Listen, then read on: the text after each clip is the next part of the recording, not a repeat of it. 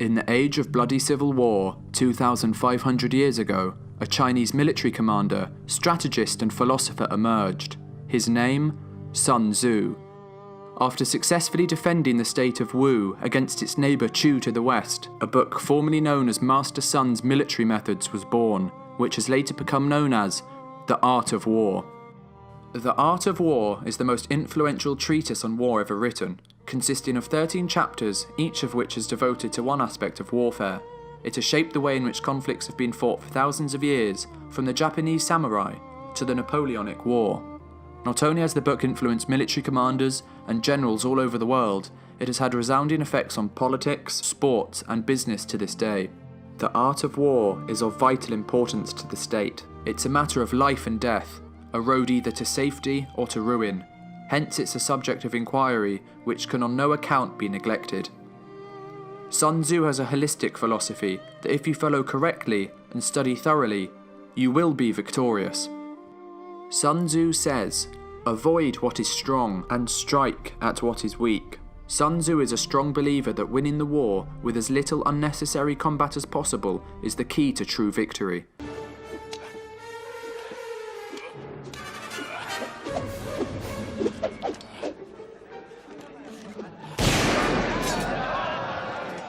Supreme excellence consists in breaking the enemy's resistance without fighting, and the key to doing so is to know your enemy well.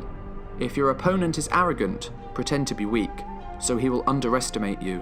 If he was relaxing, attack and give him no rest. If his forces are united, separate them. Sun Tzu is essentially saying that if you know your opponent's weaknesses and how to exploit them, you will never lose. And so at dawn, the hopeless Athenians do the unthinkable. They attack. They attack the weary Persians as they disembark their ships on shaky legs after a month at sea. They attack before they can establish their war camp and supply their soldiers. Sun Tzu says, if you know the enemy and know yourself, you need not fear the result of 100 battles. During the mid-1960s, a war took place between the North Vietnamese Communists and the United States of America. Instead of confronting the Americans head-on, the Viet Cong had a different idea in mind. They used unconventional guerrilla warfare tactics, which included hit-and-run strategies. This proved very effective against the much larger military of the Americans. It's more important to outthink your enemy than to outfight him. The Viet Cong forces were inferior to the Americans in both man and firepower, so guerrilla warfare tactics allowed them to inflict significant damage while keeping their casualties to a minimum. They also had unparalleled knowledge of the terrain. This included a vast network of underground tunnels, allowing them to evade carpet bombing and escape the enemy. The terrain was also laced with various booby traps and landmines. Even though the Viet Cong and North Vietnamese were heavily out-armed by the American superpower, they were still able to defeat them as they truly understood Sun Tzu's philosophy.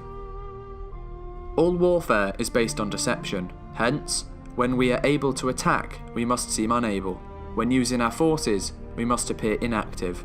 When we are near, we must make the enemy believe we are far away. When far away, we must make him believe we are near. This philosophy can be seen in the World War II invasion of Normandy, known as D-Day. The British created several fictional units of troops stationed in Scotland who were ready to invade Europe through its northern regions, in particular Scandinavia. They then used several misinformation techniques to persuade Hitler that 350,000 of these troops were primed to attack. Radio chatter in Scotland lit up with talks of these troops preparing for an overseas assault, and many of these transmissions were made easily interceptable. Allied spies who had been able to infiltrate the Germans reported these developments as well, reinforcing their legitimacy. These spies also took photographs of planes and tanks posed for invasion, but these were actually blow-up models in most cases. All this caused dozens of German divisions to go up to bogus locations and wait for an imaginary army to show up, whilst important battles were fought elsewhere. This method of dividing enemy forces was also employed to a greater extent on D-Day itself. Soviet forces kept around 1 million of the German forces busy on the Eastern Front, whilst the Allied invasion occurred on the Western Front. This tactic of dividing the enemy is one of Sun Tzu's key philosophies and allowed the Allies to achieve victory and eventually win the war.